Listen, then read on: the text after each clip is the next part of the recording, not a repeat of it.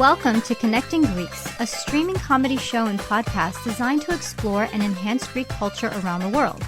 Join hosts Angelo, Adi, and Foti as they bring you fun and interesting guests from all walks of Greek life. Grab a kafedaki and join us.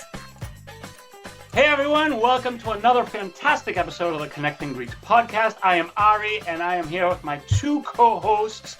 First co-host, Foti Stamos. How are you, Foti? I'm well now that I'm the first co-host. Hey, first doesn't mean much because the second co-host, the main co-host, the big, I don't even want to say co-host, I want to say host, is Angelo Tsarouchas. Hello, Angelo. It's been a while. I want to say, first of all, Hronia Pola, Happy New Year. Hronia Pola to you. To you guys and your family. I'm very excited about today's podcast because the two gentlemen we have on today, I've been on their podcast, a very popular podcast in Sydney, Australia. Are you some kind of trader? What's that? Are you a trader? Who, me? Yeah, you. On other people's Greek podcasts? What is this? Well, I'm not a trader. They invited me on, and I saw so many similarities, and I've been talking to these guys. Welcome to Connecting Greeks, Tom Skolaritis and Nick Athanasio. Thank from Sydney, you. Australia. Guys, welcome. Hello, okay, gentlemen. so I want to say, first of all, to all you guys, Adi, Foti, Tom, and Nick, Hronia Pola, to you and your families, Kalia Pitihia, Pieces. for your Pieces, families, mate. and all the listeners that listen to Ouzo Talk and Connecting Greeks. We wish you all the best because it's our first one for the year. And it's interesting because Ari, you're in Washington. I am. You're in Boston. I'm in Los Angeles, so it's 7:00 in Boston, and in Washington, it's 4:00 in the afternoon Sunday in Los Angeles, and it's about 10 a.m. ish 11. tomorrow morning, 11 in Sydney, Australia. We're from the future. Yeah, I was gonna say, give me some lottery numbers or something. So welcome, guys. People like this. And the thing is, this is why we've been talking. I was talking to the guys, and what I said is that we always interview and uplift Greek talent, Greek stories, Greek everything. But nobody ever we never get a chance to maybe banter with our brothers in arms here. And then I think our podcast is fantastic. I think their podcast is fantastic. It's such parallel universe that Thank we're you. on the other ends of the world, and we do this thing, right, guys? And I'm happy we were able to make it work because we're three different time zones and two different countries.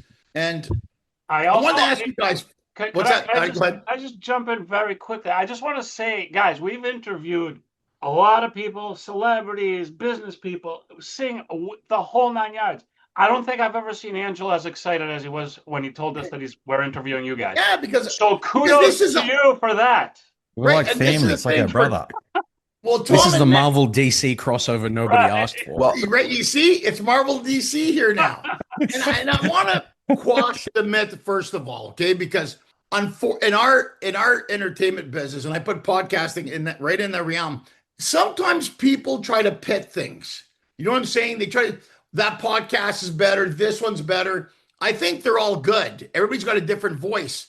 And sometimes, you know, and not just Greeks, I mean, everyone, that comedian, that singer, that actor, that businessman, this guy, you know, you go to a Greek wedding, they give you a rundown of who's worth what at every table.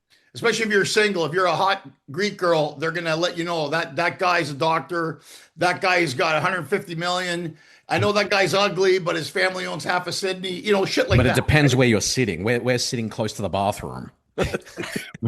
That's where we usually Good point. But guys, let me get to it here because the thing I want to ask you guys, and it's been in my mind because that's why I was thinking about this, is we're in 2026 now, and a lot of stuff started spurning from COVID. I think ours did. I think you guys were in the same situation. And there's a lot of great sites. You know, Excuse Me, Are You Greek, which is Thanasi in LA. Are You Even Greek? Christina, who I think's in Melbourne. Greek Gateway in Toronto. There's a lot of sites. There's a lot of people that got on, and social media has been so vibrant.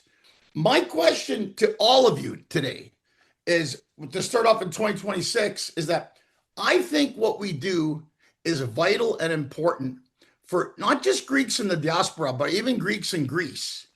And I know that a lot of them have kind of lost their way a little bit in the sense of, politics, economics, which happened in Australia. We see what's happening in Australia, what's happening in America, what's happening in Greece. There's shit happening all over the world. And the thing I wonder, and I think Tom and Nick have the same kind of values as Adi, Forti, and I have, is to promote Hellenism. And how important is it, guys? Because I mean, look, we're not making a lot of money doing this, except for Forti. Somehow he's making. I'm just drinking my way through these podcasts. He's drinking the way through the thing, and you know you that evil word lefta, money, which you kind of need it. But the thing is, when we bring people on, it's a joy to promote. And I've seen Tom and Nick do it. I've seen Adi, Forti, and me do it. And I think people realize more now how important it is to be personal with people. And the question I ask you guys, because look what's happening now on social media. AI has stepped in. You know what? They're making videos now in Greece. AI videos. I cannot tell if they're real or fucking AI. I can't. And people are sending me stuff going, they're taking some of your jokes, they put them in AI and stuff. Well, that's progress. It's going to happen. In your opinion, guys, how vital is it what we do? And going forward, what do you think the trends are? Or what, I mean, how do you feel that the impact of what we're doing? Because, you know, there comes a point where you got to ask yourself, is it still relevant?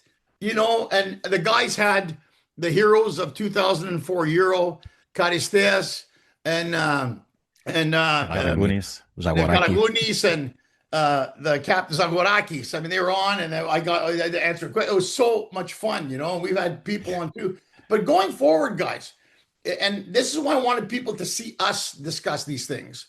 How vital is it now, and important do you think? I think it's more important now than ever that we highlight new talent, new ideas, scholars, educators, doctors. Cool. Tom and Nick, what do you guys think about where it's going? I don't think there's any doubt that when it comes to us as Greeks, this is, you know, these discussions that we're having anyway. They've always been happening. We've been talking about things like the symposium, you know, from ancient Greece or whatever the case is. It's always been happening over a drink, right? Right. We've been doing it anyway. But what's happening, and what I think is happening anyway, is that the medium has changed, and the way that discussion happens has changed. So now all of a sudden, those discussions that we were having, or the discussions that I used to hear my aunt, you know, my uncles and my dad have around, you know, the kitchen table or the dining room table at a party, that I really wish I had recorded back then, because there were such great discussions, whether it was about history or politics or whatever the hell it was. Those discussions are now happening in a space that brings it, you know, there's an audience for it now. It's the reason why Nick and I started doing what we're doing, and I'm assuming you guys as well. You know, this is, again, the medium has changed. The audience is bigger, and people want the parea. When we started, to your point earlier, this was Ouzo Talk in particular was a COVID baby. So, you know, this was an opportunity. People wanted parea during that point. And Nick and I were probably, you know, we were allowed out, an hour or two a day at that point, you know, during lockdown. We'd meet up and walk up and down Brighton Beach here, having those discussions, and, you know, over a coffee or a juice or whatever it was. Again, those discussions are happening. And you think about things like, you know, people talk about, you know, that, the terminology pillow talk. What's the equivalent of pillow talk for Greeks? It's having a discussion over a drink, isn't it? That's what we kind of do. Coffee, drink, whatever. Yeah, exactly. So, but most people in Greece now would have it over tsiporo, but tsiporo talk doesn't quite have the same ring that Ouzo talks better. But yeah, to your point, I think, you know, the medium has certainly changed, but it's the opportunity now to get it out there and get people connected. You know, again, your podcast is called Connecting Greeks. Ouzo Talk, we're all doing the same sort of thing at the end of the day. We're just utilizing these platforms to have that discussion in a better way. And again, you're in, we've got people in LA, we've got people in Washington, we've got people in Sydney. This is, you know, in what other universe would this happen? You know, we are connected and combined by the fact that we've got this common Greek heritage, right, but we're also connected by our love of the technology and the love of the medium. Right. And definitely. isn't it cool that like we could just, I'm sure this happened with you guys and many of your guests. It happens with our guests all the time. Showing up on screen, saying, hello, I'm Ari, you are so and so. And yet, because they're Greek and you're Greek, you automatically kind of already know like so much about Yep. how they tick and what makes them tick and what, the whole nine yards. It's so familiar and so comfortable. Yep. And that's something that I try to explain to like my non-Greek social circle. That's like, you just can't get it unless you're there, unless you are in that, unless you grew up like that, unless you lived it, unless you had your parents deal with what they dealt with and went to another country and started a life there. But if you haven't lived it, it's really difficult to understand. And it's always a problem for me to like explain it to non-Greeks. But like every time we have a guest on, like you guys are in Australia. I mean, half a world away. But I guarantee you, if we go out for a drink one night, we're all going to be hanging out and talking and like Well, the same exact stuff that. Ange summed this up perfectly when he sat right here a couple of years ago, and he said the same. I'm paraphrasing now, mind you, but it was basically the same sort of event that he was at. Like a barbecue in the park that was happening in Canada was happening in Sydney and was happening in Sparti and was happening everywhere. And the common thread is the Greekness and the that Hellenism. The accents change a little bit, Definitely. but the Greekness is there. But Ange, when we saw you, I remember the first time we saw you, you literally walked down the corridor here, and I thought, I'm related, I'm connected already. You didn't even have to say anything. Already. There was something about you. We had the aura and we shook hands. He's like my cousin. Yeah, that's it. I've never met you. We're laughing, saying the same for like years. That's the thing. It's like, it's amazing because in my regular professional life, I meet people from all over the place in all different walks of life, but I don't feel any connection because I don't know who they are. I don't know what they're about. But and I'm not saying all Greeks are exactly the same, but I'm just saying like there is this familiarity, and it's almost like it's almost like electricity. Like you just know. Like I know. Like I could say something like this to you guys, and you're gonna laugh because Greek people laugh at this stuff. Like I just have We've that. probably Like, experienced it. We've lived it. Right. It's a vibe, right? I think It's a variation, right, Ari? Yeah. It's a and this is exactly what you guys are talking about that people don't understand. And I say to them, I never labeled myself Greek comedian Angel Tsidoukas. The media did that. My friends love it. Like Russell Peters meets a Greek guy somewhere. He calls me, hey, he's Greek, talk to him. Like, what are we, monkeys? So I do the same when I see it in Indiano. I go, hey, this guy in the ship, you won't say hi to him. He goes, there's 1.5 billion Indiani. Yeah. There's about 20 million Greeks in the world. I go, we're closer to it. But even Russell, a lot of my friends, there's an envy to it because they go, it's something about Greeks. And I use the 1 degree of separation theory. And I saw it with Tom and Nick. I see it with you and Forti. And it's funny because people say to me, they go, it's interesting. And I'll use the words like philotimo or, there's so many Greek words that we have that no other language or culture really has. Right. Philoxenia, Yes. philotimo. I mean, these are words that really mean a lot to Greeks. I think what's happening, and people in Greece who watch us, you got to understand that they live there. So they're going to have a different view of it. It's like, living in Sydney, you see the Sydney Opera House. When tourists come to Sydney, they go there first. For you guys, you drive by, you don't think about it. Ari's in Washington. You're going to drive by the Washington Monument, you don't think about it. Forti's in Boston. You go to Boston Harbor with the tea park. It's things you don't think about. But for us, when you talk to Greeks, what happens when you meet Greeks in the world? Where are you from? Where are your parents from? How much money do you make? Where are you from? Yeah. Much money Are to you make. single? Give me your income tax returns. Pula pa me meta. And I always notice, even when I'm on the road, as an entertainer who travels, it's amazing what you just said, Adi. I'm in Perth, Australia, and there's a bunch of Greek kids hanging around after the show. And where are you going to go? Well, no, I was going to go. I want to go have a cigar. Oh, there's a cafe called Baklava in Perth. Pame. I would never do that necessarily in Chicago or Toronto, Montreal. I'm from there, but others say to me, I don't know. A Greek guy's go, Pame. My cousin has a cafe. He has a bar. He has this. Pame.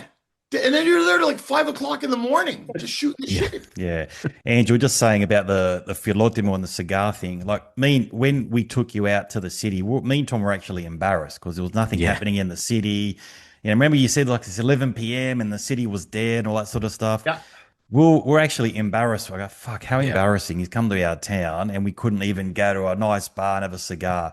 So when you left, we thought, fuck, next time he comes, let's fucking go here. Let's ring up these.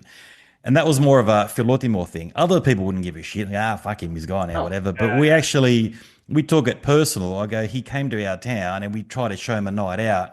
And we're a little bit embarrassed. And that's a Greek thing, I think, you know, because we want to give so much. I don't know if any other cultures felt like that. Yeah. But hanging out with you guys, Nick, was enough. Like I think Tom said earlier, it's the parea.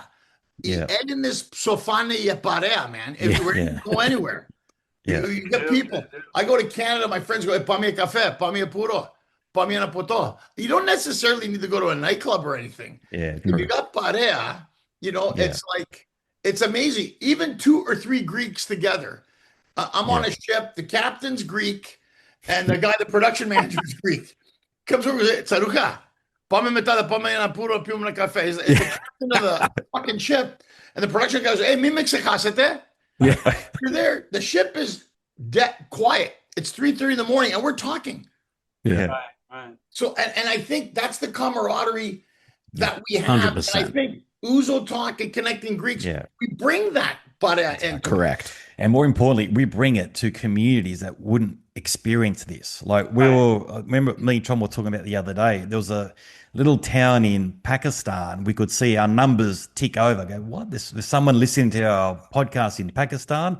We looked at the town. I couldn't even tell you what the town was called. And we Googled. There was like a Greek mechanic in that town. Yeah.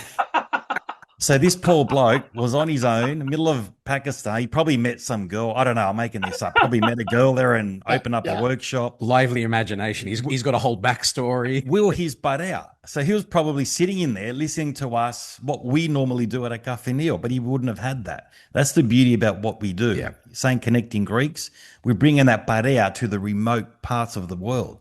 We're talking about Greeks and friendships and whatnot. Can we get, for people who don't know, how did you guys meet? How did you guys get into this?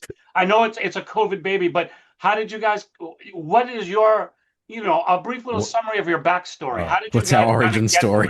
The origin story. Should I tell it? I'll tell the bit that I play. You tell that part. So I noticed Tom first. So we used to work together at Qantas Airways, head office, so airline in Australia. No joke, we're on the same floor. I literally walked out of the men's toilet and the first desk I saw was Tom's desk, and he didn't look Greek to me. I didn't know what he was. I saw this unique flag and he was new. I think he was new on the floor. I said, what flag's that? And he goes, that's the Corfu flag. I said, are you Greek? And that was it. I stayed at his desk for the next 3 hours. Talking. Are we best friends now? Yeah. Yes. Well, we were instantly. That's how it happened. And that was the first introduction of me and Tom. And then it just grew from there. And then we worked out he was down the road, and then COVID hit. But we sort of got the similar intellect where we like to discuss Greek culture, Greek philosophy. Yeah. After a few drinks.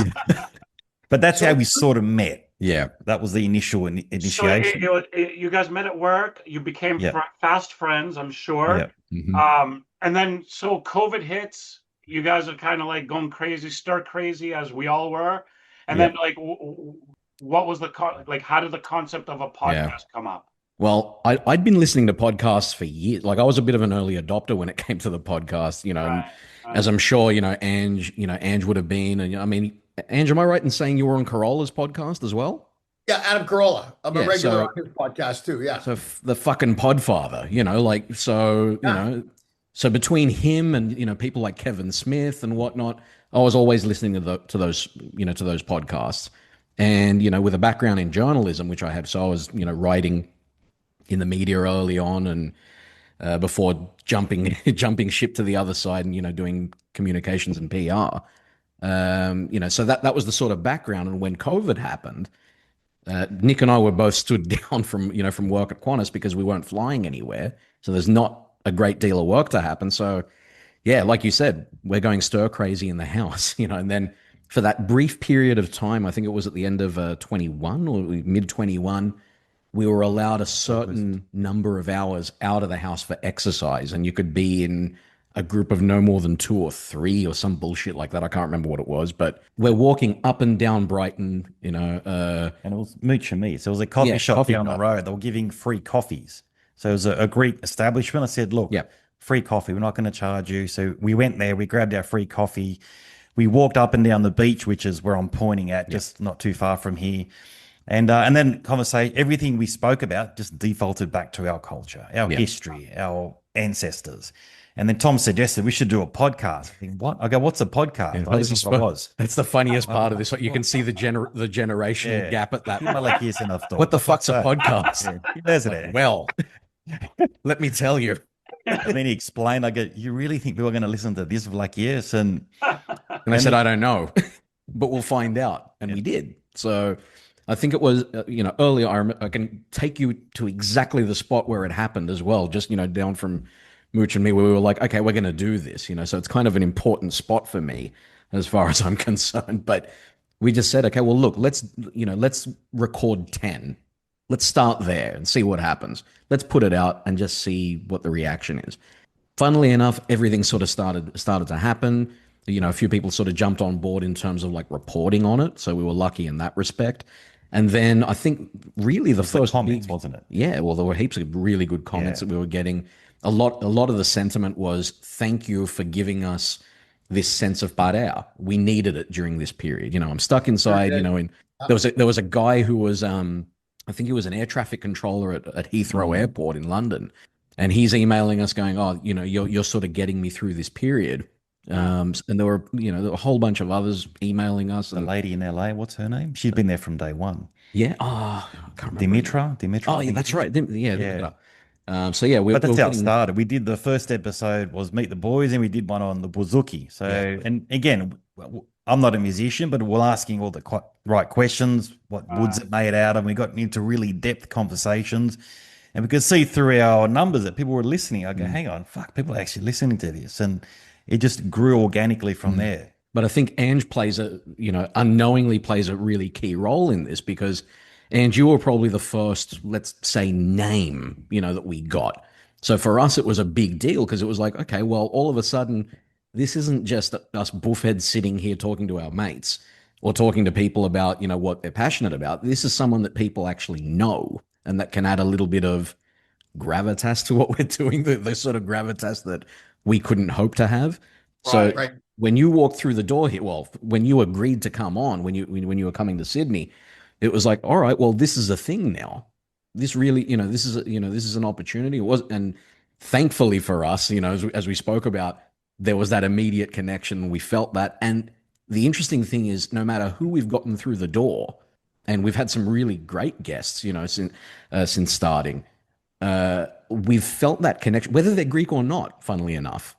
We've felt that connection with every single one of them. So whether they're Greeks or Philhellenes, which is basically the prerequisite for being part of this podcast, irrespective of who they are, what level they are, whether it's an ambassador or a consul general or it's an actor, a comedian, musician, whatever it is, we've all been, the great leveler is the fact that we're Greek or that we love Greece. That's connection. Correct. Exactly. Yeah. And we don't just... Sorry, Nick, go ahead. Go for it. Oh, we're just saying we don't really delve into politics too much. We don't really we're trying to unite our community, because there's not many of us. It's always optimistic. It's always upbeat. And we try and learn something from it. So we're very inquisitive. So nearly everyone who listens to our episodes says, Nick, I actually learned something from you guys, or something from our ancestors. And a lot of the other things as well, we talk about our parents and stuff. All those stories get lost. So really, it's all about storytelling. When we meet our guest, we ask them about their grandparents, their great-grandparents, and something interesting comes out of it. We don't know what's going to come out of it. Could be like an immigration story, but all those stories that our grandparents used to tell us, unfortunately, if they're not recorded anywhere, they get lost. And that's another thing why we do it. So, like Greek recipes. 100%. Yeah. Like Greek recipes. Oh, yeah, I used to make these yummy stuff. How did she make it? Oh, shit, we should have wrote it down. Yeah. And now when you look on social media, you got these really attractive Greek women and men who are cooking, and my wife's watching it, and they're getting huge followers on how they make Greek food. And my wife goes, I Absolutely. watched the guy made Yemista. I made a guy, my guy made Uvetsi. I got, and it's interesting because what you guys are saying, and I'm hearing what you guys are saying. And the thing is that I think all of us, in a way we may not understand, is that, it's important because the way I look at it now, we're probably the generation that's the bridge from what was from our parents. Now, my point. question, is because the newer generation, there's more mixed marriages. Right. There's more, and I always say this in my act. I say, if you marry a Greek, male or female, the Greek side dominates always. True. It's a fucking weird thing. And, It's a strong everybody's gene. nodding their head. I go, if you married a Greek, they're going to tell you, I'm not that Greek. And then you've never been to more Kives, Vaftisi, Ramos, freaking name day celebrations. And they're like, what the fuck is it? You guys are like, we don't realize how connected we are. And then my one friend says, you're right, man. I was never really that social. And I married my wife who's Greek. And she's Greek. And she goes, no, my kids, we're getting married in a Greek church. We're baptizing the kids Greek. We're going to eat Greek food. And the guy goes, I wouldn't have it any other way. Right. Almost like a big fat Greek wedding, right? If you look at Correct. Nia wasn't off. She was right on the money on that one. Yep. And she was just here. And she was just in Australia, right? 400 meters down the road from here. Literally. Did you guys get her on the podcast? Nah, she was with family. We Yeah. we did speak to her, but yeah, she's obviously she was with family, so a bit hard. Now let me ask you guys this question now, and then and this is what's going on in the world because it's relative to what we do. Greece right now, it's in recovery still. They had the debt crisis, they had kriasi, they had all kinds of stuff, and they're coming out. It's coming back. There's still issues about pensions. There's still issues about a lot of things. Questions of us Greece selling out. Asian people are buying Greece, or they're Costa Navarino. They're building resorts. Greece is going through a transition. Greece now is almost like the Florida of Europe, where people are going there to vacation and retire. And the other fact that's going on is that Greece has right now a fact. It's got the lowest birth rate per capita in Europe, and sad to say, highest abortion rate per capita in Europe. So it's economics going on. So I've had people who reach out to me saying, we love to watch your comedy. We love to watch your podcast. We love to watch the Ouzo Talk podcast. It's almost like bringing it back. My question to you guys, do you think the generation after, meaning our kids or maybe their kids, will they keep that compassion and love that we have? I'm not saying they won't, but it sort of weans a bit. That's why I think what we're doing is so important. If kids see us doing this, does that give them the incentive to say, you know what? I like what Tom and Nick do. I like what Adi, Forti, and Ange do. We like Dora Paputsakis, who's in Vancouver, she's a sweetheart. She does a regional podcast, and I contribute with her too, with George and Nick. And then anytime somebody asks me to do one of these things, I do them. And because I feel passionate about it.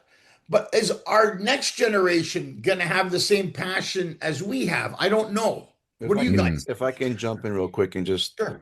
make a quick point to what you're saying, Angela's. I think we're up against some pretty big challenges, to your point, because of what's happening in our societies. And Tom and Nick, you let us know what you're feeling out in your world in Australia. But we're seeing numbers declining in attendance of, say, church services, events, festivals, participation, volunteers, and so on. And I think it's because we're living a different life right now. The world today is so different. Parents are not the same Greek American parents as our previous generations, because kids are more involved with non-Greek activities, where when I was growing up, it was American school, Greek school, Sunday school, and anything that had to do with our relatives and visiting each other's houses and spending time. Now I think our children are more immersed in sports, school activities, plays, and so on and so on. So it leaves very little room for Greek-related activities and events. Well, can I jump in on that? Yeah. I feel like we had, and this is twofold. We had more of an urgency when we were growing up, because I don't know exactly how old you guys are, but I was on the cusp of pre-internet into internet. And Yeah, that's me. pre-internet, we had to go out, or else we would never see other Greeks. We would never hear Greek music. We had to go out to do these things. And and then once the internet hit, it's like, well, if you saw a Greek girl at a club, you had to like wait till the next Greek night to go to hopefully see that girl. Or if you heard like the hottest Greek song, you had to go and hopefully the DJ would play it again. And, it was a different world. And now it's like more of an instant gratification of like, if you see somebody or you meet somebody or you want to hear something or you want to see a video, it's right there at your fingertips at home. So that's the first thing. The second thing is that, our kids are becoming more assimilated into the culture and society that we're in. Foti, Angelo, and myself here in the US, you guys, in Australia.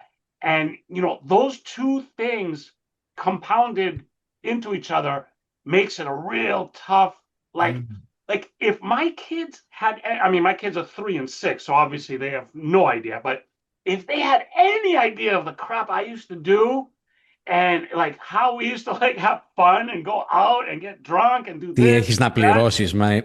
exactly. Exactly. I always said if I have a daughter, it's karma. And yes, I have a daughter, but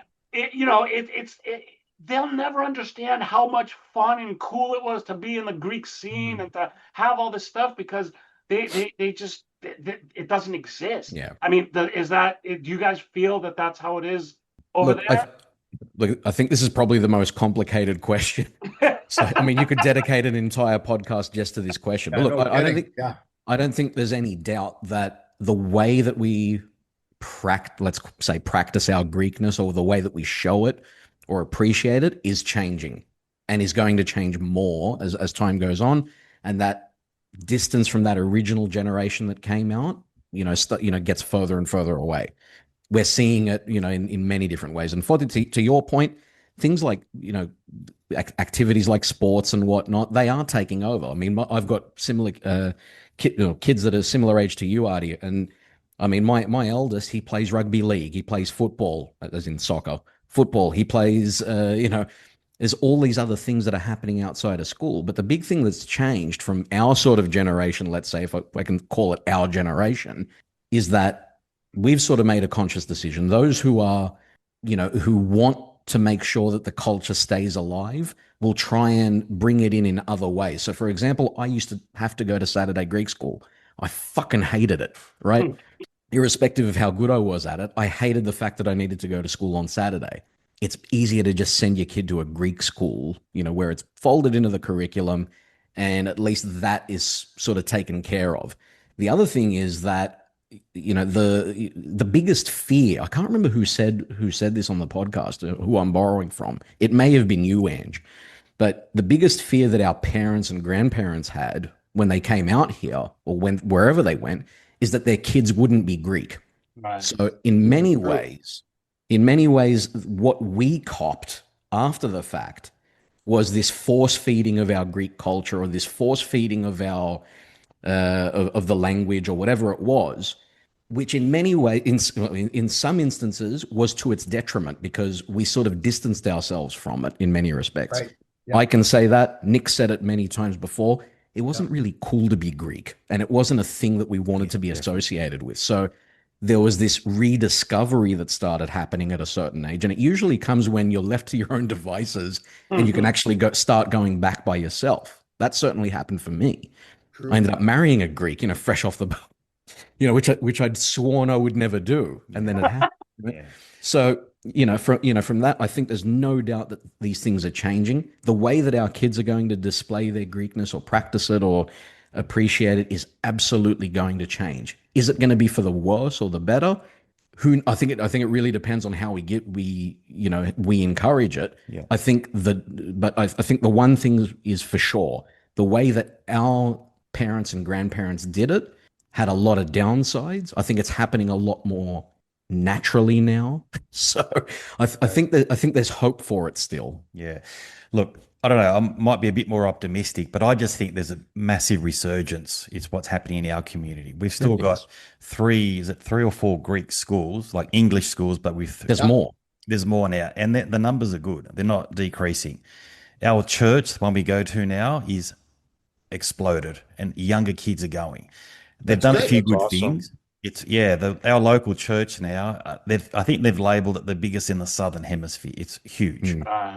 The psalti this now are a lot better. They're like opera singers. We don't get the old psalti. Like, it's actually beautiful to listen to. We've had Aids of the Aids, amen. You guys should get Angelo. He should. Like, and Tom, how many Greek festivals do we have now? That's Yeah. increased a lot. It has. And all People like the full. Greek Fest, Nick. Yeah. But Nick, okay, so I said, echoing what you guys are saying, Yeah. I would never be that guy. Yeah. So my daughter is now 13. She goes, Yeah. my wife goes, my wife's not Greek, she's Armenian, very similar to the culture. And she goes, well, she wants to take these, there's a dance school here in Studio City, Hollywood. She wants to go to it. It's not cheap. I said, okay, I tell you what I said. And I said I would never do this, and I did it. I said, okay, I'll pay for her to go to that school, but once a week, she has to go for Greek dance lessons at our. That's awesome. And you know what? You got to negotiate. And my wife and my daughter looked at me. She goes, you can do that school, the dance school, jazz, ballet, dance, this and that. All the Hollywood kids go there, but one day a week, I need you to go to Greek school. And I'm going to tell you what happened. They agreed. Good for They you. went, I only want her to learn how to Greek dance. Yeah. Well, doesn't she get there? Then they like her. Now they have, they put her on the St. Sophia dance team. They have a thing called FDF, Folk Dance Festival. The big festival in the Western United States, 75 churches, 8,000 people. It's huge. She's dancing Pondian. She's dancing this. Now my wife's in the church. Now my wife's working at the Greek festival. They got friends now. I was at church today. Hey, how's it going? They know everybody now. Now my wife has become more Greek than me. And she said to 100%. me, you're crafty. So She goes, I said, no. And I said I wouldn't be that guy. And I said, no, it's my Bravo, daughter. Bravo, Angelo. Look, it's Right? really and I said, cool. my daughter, she's at Sarukas. Yeah. One day a week, you're going to take her to learn Greek dance lessons, and you got the rest. That's So you great. have Good to- idea, Ange. You have to negotiate. And you know what? Yeah.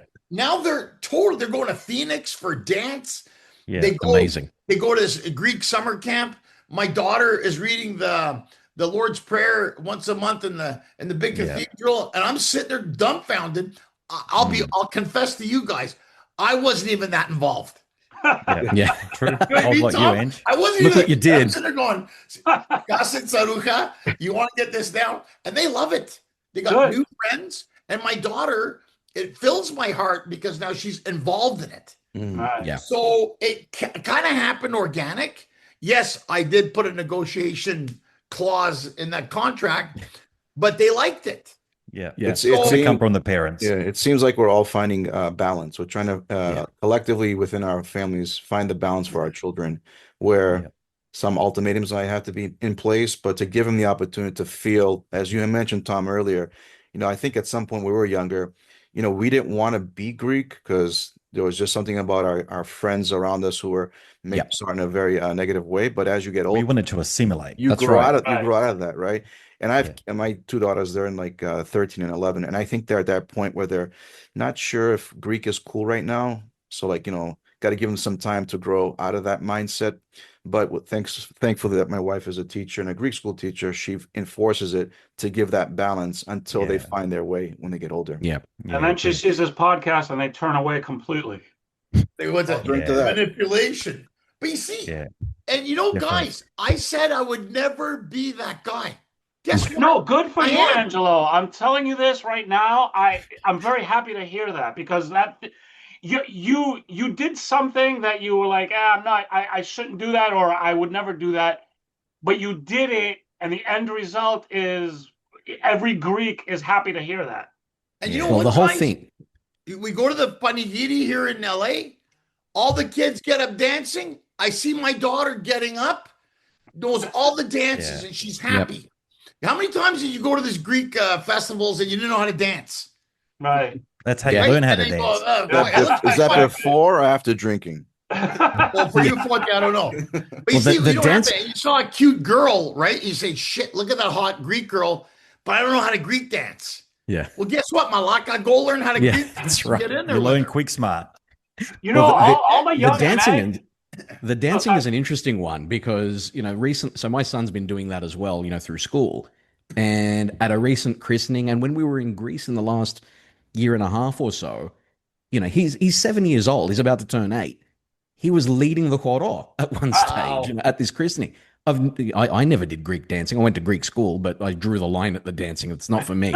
So, but but I've never been prouder than seeing him lead the koro Right. at a christening or at a panigiri. It was amazing. This little So shit. there you go. If you have a young Greek son, everybody out there watching and listening, if you have a young Greek son and they don't want a Greek dance, just tell them girls love a guy who could dance. Oh They yeah. It's do. a fact. It's No, they true. do. And if you could Greek dance, forget it, man. It's I true. love it. Yeah, And it definitely. fills my heart with joy because Yeah. we went to a wedding in Canada and they're all dancing. My daughter just gets up and they're dancing all kinds of weird dances I would never know. And my cousin comes up to me going, how does your daughter know how to dance Pondian? It's all you. I know, this and that. I go, It's "Did you all ever you, do man." that? I go, Yeah, Taco just say Zebeki, claim it. go, this and that. She Just knows take how- it. Just claim it, Ange. Right. You know what? But see, that's the thing. But I think it's those things, and people listening today will hear this, Yeah. and maybe they get something out of this today. What we're talking about, because Definitely. it's like, how do I say it? We need to continue this. I know it's hard. We all have lives. We're assimilating and everything, but we're not that many Greeks in the world. But for not having that many Greeks, we sure have a loud voice. Definitely. You know what it is, Nange? We got Greece.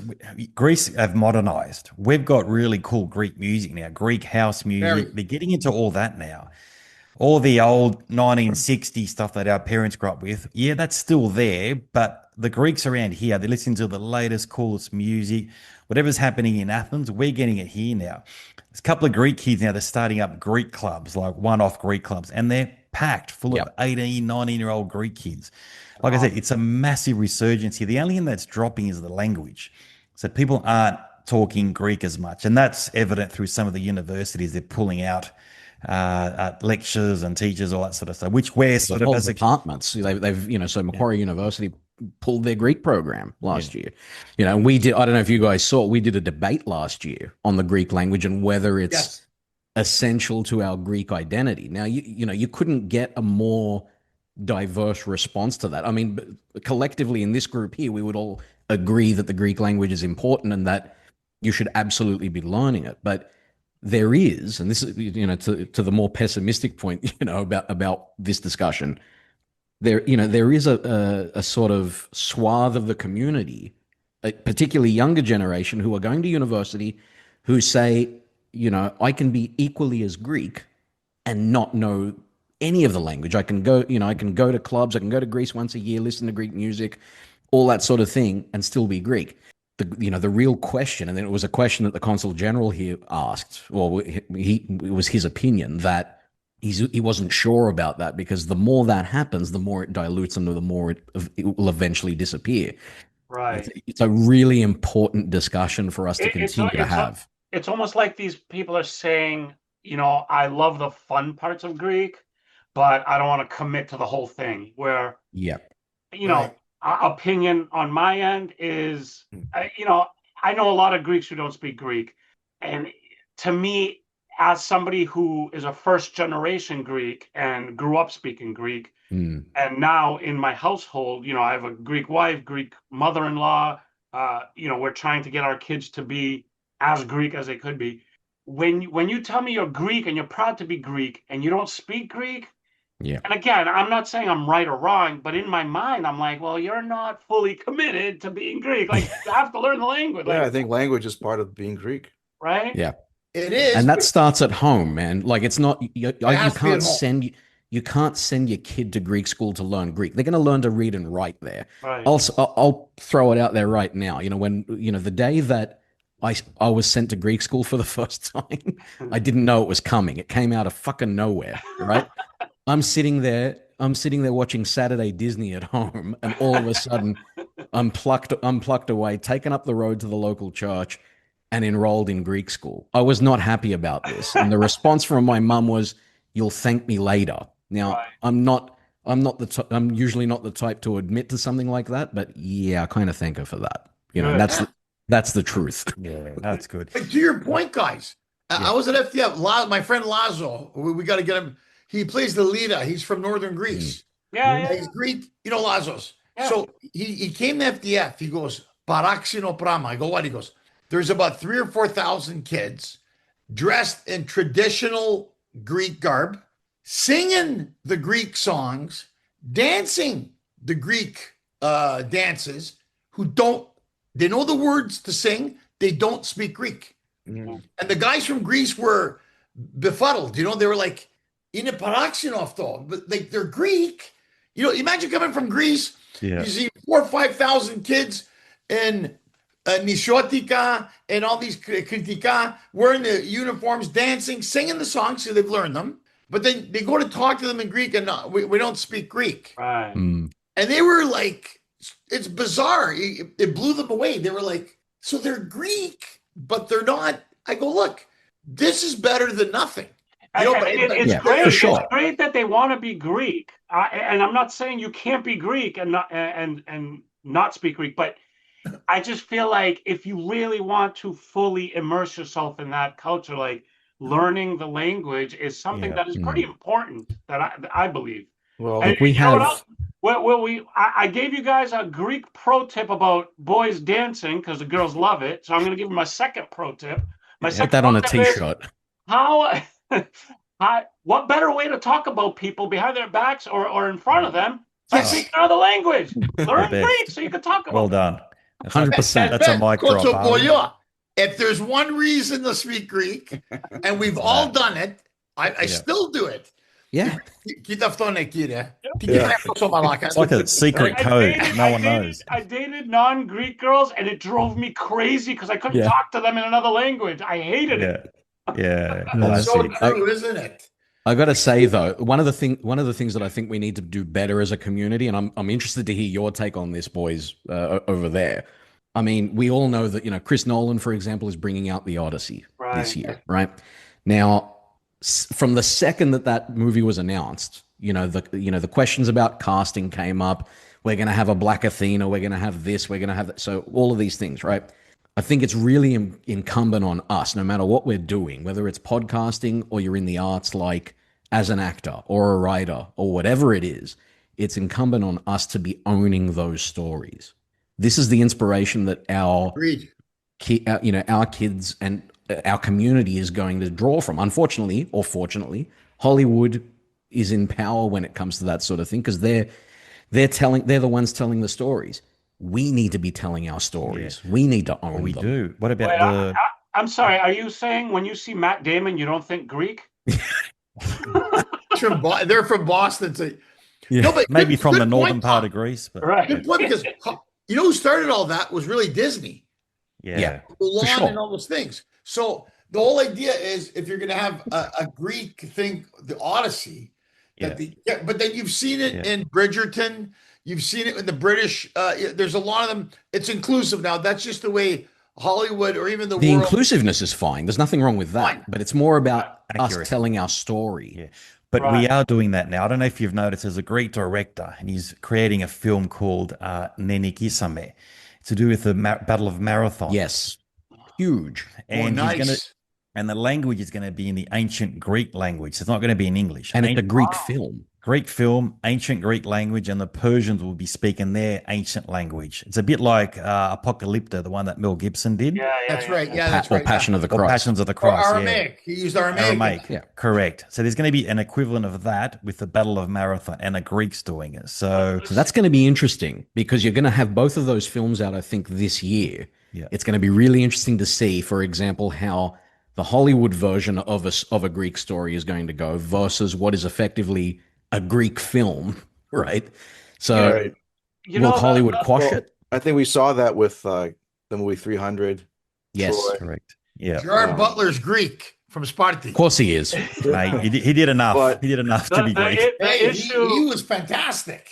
He was. Some of that issue, brilliant. Some of that issue has to do with just business. Business is great, but also like horrible for art. because throwing big name Hollywood stars into a movie like Odyssey is because they need to fill those theaters. Right. Now, a film with ancient Greek and ancient Persian, you know, It's not going to do as well. Let's not kid ourselves. Most people are dumb. People don't want to work to watch a movie. Yeah. People don't want to put the effort in to watch a movie. People want to sit back and just be entertained. Like, just, and that's the problem. It's like, when you're talking about big budgets and big movies, it's not about representing the authenticity. It's not about, doing what's right. It's what's going to sell tickets. And that's what absolutely. It's how you promote it. It's how you promote it. If you promote it as something authentic. I was maybe there should be some royalties going back to Greece for sharing these stories through intellectual property.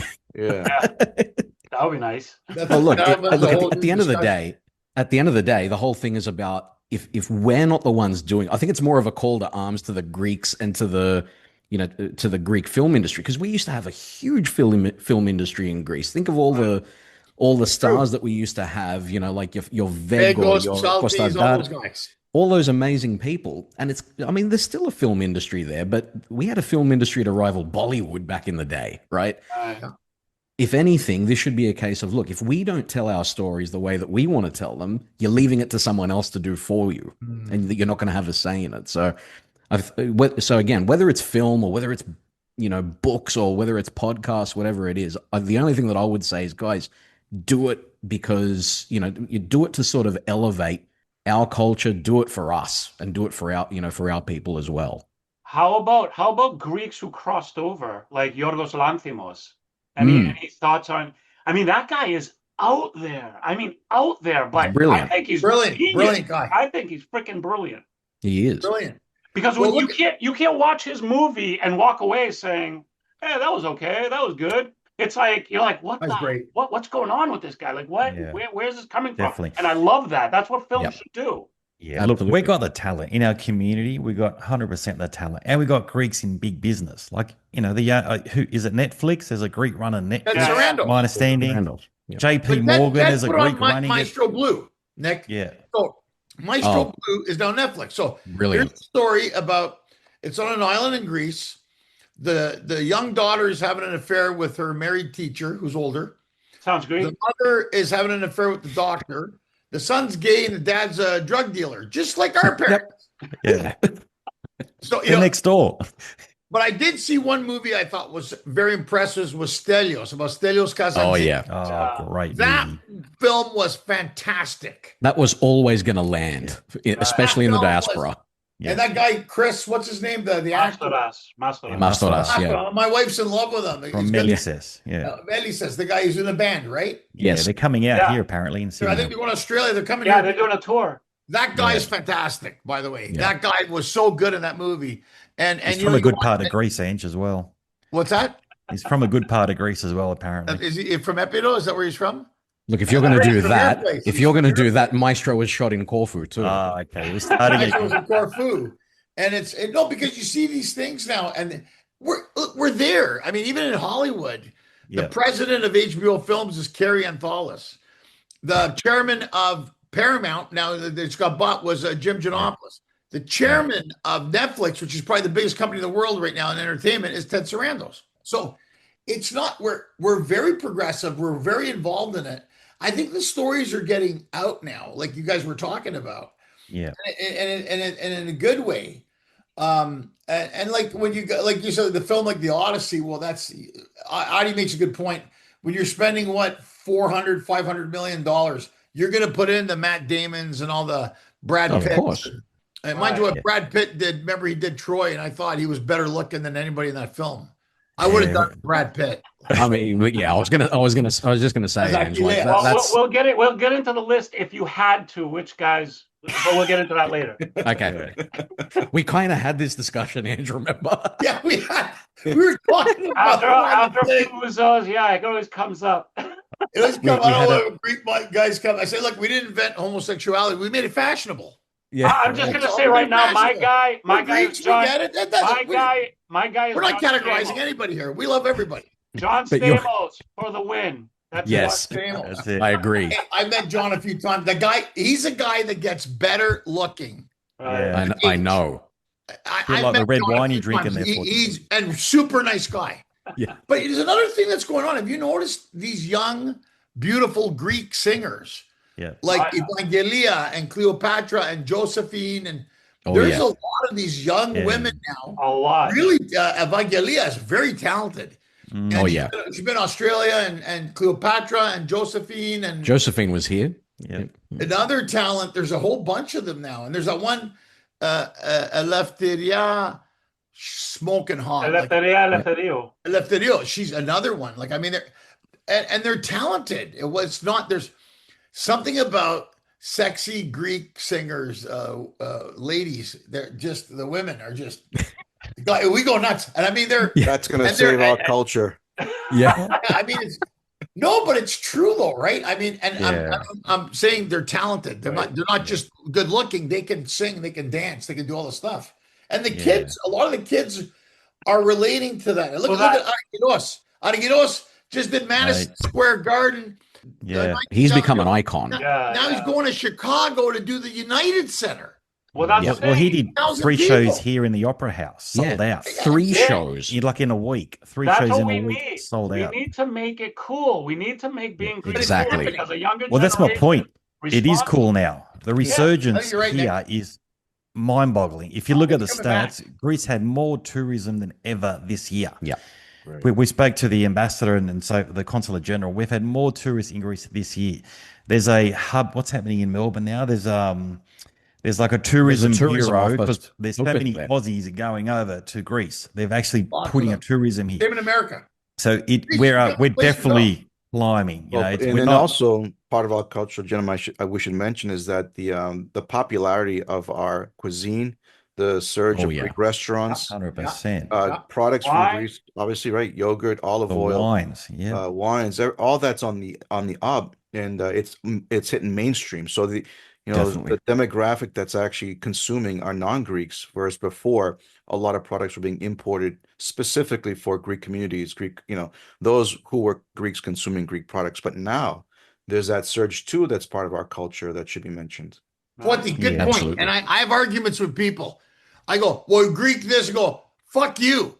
Greek oil the best. Greek wine's the best. Greek cheese. 100%. Bring your Yogurt. shit. Bring it.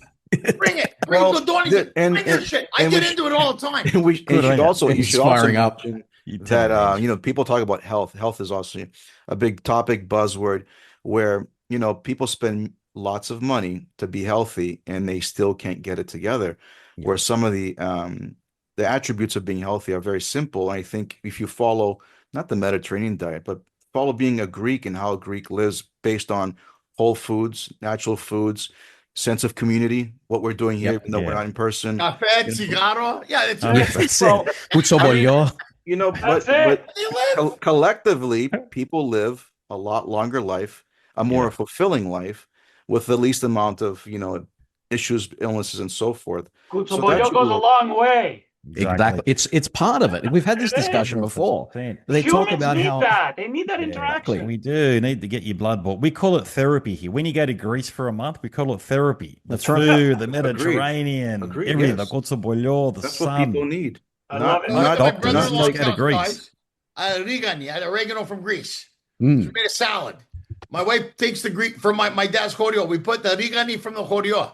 Yeah. All the Armenians and shit were going nuts. You know me, I'm standing there gloating. They go, where'd you get this oregano? I go, Greece. You're not going to find this shit at Ralph's supermarket in LA. I said, this stuff came from Greece.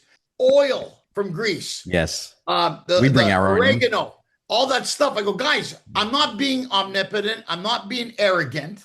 The reality is, put the Greek stuff in front of anything else, compare it, and tell me their shit's better than ours. Yeah. I'm not saying Like- we're the best in everything, but man, when it comes to Yeah, food, we are. taste, Yeah, well, we'll say it. We are. We'll say it. We are. We'll say yes. I agree. That's the other thing. We are the most culturally chauvinistic people in Europe, apparently. 100%. You remember that?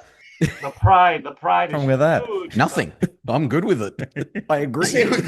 Greeks are good. My friends get mad at me. They go, oh, Greek this and Greek that. I go, really? When there's a Greek fest, or the Greek restaurant, you're calling me up, hey, Ange, are we going? They all Yeah. call me and go, oh, now you want to go. Why don't you go have You're the hamburgers contact. and hot dogs all the time? Now I'm starting to sound like the peanut pasta scata, hamburgers, hot dogs, That's awesome. Oh Shit, man. guys. That's brilliant. Guys, it's been an Awesome. hour. This has been fantastic. It has. I'm so happy you guys came on. Can I make I a don't know. suggestion, Ange? Yeah. Can we do a series with these guys? Mate, Whatever we're you in. want. These guys No, are I'm great. serious. I think Because we're you guys are on busy. the other side of the world, and why not? You guys have you guys have your own collective experience of Greekness, and we have our collective experience of Greekness. And Angelo travels the world constantly and has his level of Greekness. Why don't we, like, once a month or once every quarter or whatever it is, We're open to a it, man. series together? We love for the this. guys, This I is think it's great. fantastic. I think it'll every be 3 or fun. 4 months we should get together and talk about what's going on. This is good because the conversation we had today, we talked about a lot of stuff. Right. That's Yeah. what I'm saying. Like, I think it could go so much people- further if we have more time. I agree. Oh, and there's a lot ongoing- of stuff we've left out. So Well, 100%, that's why we're we can in. do. We'll wait for the next time. That would be awesome. Fantastic. Definitely, we're in. Well, Excellent. man, we're more than in. We're think just it's about to great. start our season 2, so or season Yeah, I 5 mean, rather. This would be you so know. cool because, there's different perspectives, but there's a very similar perspective, but a different perspective because of where we are. I mean, I think it will be great fun, and you guys are great fun to talk to. And like I said, I've never heard Angelo get so excited about an episode until you. Thank you, guys. It's And you know, you're I'm right. going to Australia end of April. I'm going to see them. But the thing is, for me though, we need to collectively do these things every now and then because synergy's good. Right. Yeah. Synergy's good. And when you bring things together, other good things happen from it. And True. I truly believe that. And I think if people see, like, you're our first podcast of the year. So I said, Wow. this is the We're one. very I told proud. the boys, we're going to get the guys in Australia. We're going to do this to set the tone. Because like Forty said, he's right. Things are changing. Internet, everything's changing. So I think we adapt and change with it. Yeah, man. Keeping We, the integrity of what we do. we should Absolutely. we should get together every so often, however it is, and just like kind of give that merging of our thoughts and ideas. I'm down for it. The boys are down for it. Right? Let's find a sponsor and meet somewhere in the middle as well. That would be We'll get cool them to too. fly us all to Greece. That would be We'll meet in awesome. We Athens. got to, we got to get. should do a we got to face-to-face. get guys. We got to get Aegean Airways because it's a really Correct. good airline, and the women that work on Aegean are smoking Oh hot. my god, Lot of Ange. channel. Oh They my really god. are. Yeah. And Aegean, I'm going to give a big shout out to Aegean Airways. If you're listening at Aegean Airways, the boys in Australia and America and Canada love Aegean. I heard a We rumor do. they may be starting flights to Australia and United States. Code share, Well, I think. they have so they've got a reseller now or something. Yeah. They've got something in place here. So Talking of a code share, I think. yeah, I Good think And they put- airline. It's They a do. good Yeah. airline. Have you guys best flown it regional yet? airline, Yes. like 14 years running. They win all these awards in Europe. It's a They- good. The food's good. The Yep. girls look really nice. It's the planes are great. I mean, I've flown them many times now. And I got to tell you, man, Aegean Airways, big shout out to A321 Aegean Neo. Airways. They're great. Aegean? They're a great sponsor for this. You should If you're tag them listening in in this Gene, episode. we're happy to go to the States and we'll give a really good feedback of your airline and food and There flight you go. attendants. There you And go. flight you know, attendants. On That's the that pitch. note, if any of the Greeks ahead of the streaming channels want to have a Greek podcast channel with all of us, like, that would be cool too. So if any of the Sarandos or any of those guys are listening, Well, take 100%. take the Ouzo Talk, take Connecting Greeks. Look, Bill Bird, that they do all things comedy here in LA. They put about 7-8 True. podcasts together. What happens? They watch one, they watch the other one. right? Of course. See, that's what happened. It's the synergy of it. So, Exactly. you guys are part of that network, Definitely. and that's why I No- got the idea to bring you guys on. Let's just talk. Yeah. I mean, it's just Glad fun. you did, Ange. 100%. Great. And like you said, no one listens to one podcast. Everyone has 5 or 6. Yeah, yeah. You They know? listen to different ones. They'll be listening to all of ours. And we listen to you guys and we listen to other Greek podcasts too. You know, it's normal. It's a Yeah, good This thing. has been It's a fun, good guys. thing. Guys, Well this done. has been fun. Really has. appreciate you guys coming on the new year. Thanks so much for coming today on the show. I mean, from my perspective, this was so much fun for me today. I really enjoyed the conversation. We're just talking, bullshitting, whatever. It was so much fun. All right. Good on Edge. It's great to Bet. see you guys. Well Love done, it. boys. Well, Love your work, boys. Same we here, just gentlemen. want to say on behalf of Connecting Greeks, thank you, gentlemen, for coming on. We appreciate you. We appreciate what you do. Us as Greeks and a Greek podcast and all things Greek in our regular lives, we love it. We want to support everybody. We want everybody that's Greek and not Greek, Phil-Hellenes and Hellenes alike, to listen in, learn, do whatever, support the Greeks.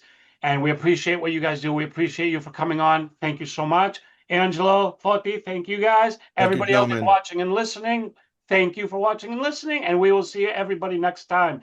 And stay tuned for more Ouzo Talk, guys, because we're going to keep it rolling and kind of Beautiful. Thank you, build this boys. Greek thing into a... Watch Ouzo Talk. Watch Connecting Greeks. That's it. Bravo. Well done, boys. California, boys. Yes, Alekronia, guys. California. Yeah. Yes, us. Yes, Yes, sir. Bye, guys. Bye, guys. Bye-bye. Bye-bye.